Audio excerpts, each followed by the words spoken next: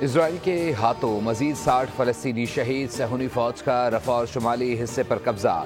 غزہ میں اسرائیلی فوج کی 15 فلسطینی امدادی کارکنوں کو قتل کرنے کی ویڈیو سامنے آ گئی۔ امریکی اخبار نیو یارک ٹائمز کی جانب سے جاری ویڈیو اسرائیلی فائرنگ سے شہید ہونے والے ایک کارکن کے موبائل سے بنائی گئی، جس کی لاش اور موبائل فون واقعے کے ایک ہفتے بعد اجتماعی قبر سے ملنے والے 14 دیگر امدادی کارکنوں کے ساتھ ملا۔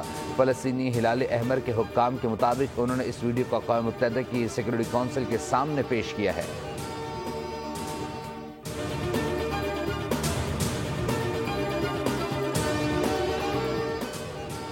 ٹرمپ حکومت اور ایلان مسک کے خلاف امریکہ سمیت مختلف ممالک میں احتجاج، پالیسیاں واپس لینے کا مطالبہ۔ امریکہ کی 50 ریاستوں کے ساتھ کینیڈا، برطانیہ، فرانس، جرمنی، پرتگال اور میکسیکو میں 1200 مقامات پر احتجاجی مظاہروں کا انعقاد کیا جا رہا ہے۔ ہینڈز آف نامی احتجاج کے لیے نیو یارک میں بڑی تعداد میں مظاہرین جمع۔ واشنگٹن کے نیشنل مال کے باہر مظاہرے میں 20,000 سے زائد افراد کی شرکت متوقع۔ مظاہرین ٹرمپ اور ایلان مسک کے خلاف نعرے لگانے کے ساتھ امریکہ میں حقیقی جمہوریت کی بحالی اور عوام مخالف پالیسیاں واپس لینے کا مطالبہ کر رہے ہیں۔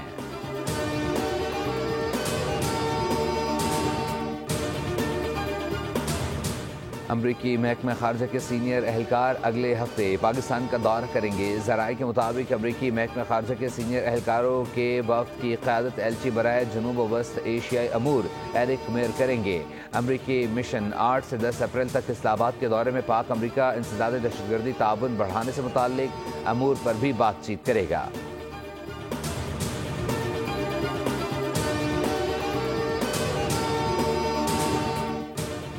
ڈیرہ اسماعیل خان میں پاک فوج کے تعاون سے شران قوم کے مشران و عمائدین کا گرینڈ امن جرگہ۔ شرکاء نے علاقائی امن کے قیام اور فتنہ الخارج کے خاتمے کے لیے پاک فوج کا مکمل ساتھ دینے کا اعلان کیا۔ مقامی بریگیڈ کمانڈر نے خصوصی طور پر جرگے میں شرکت کی۔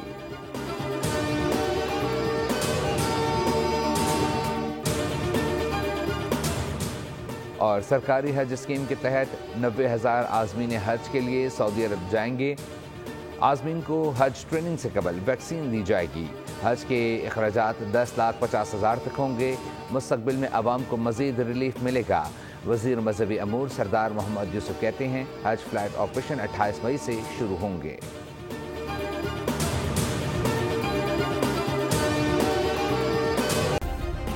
سبسکرائب کریں اور بیل دبائیں تاکہ کوئی خبر رہ نہ جائے۔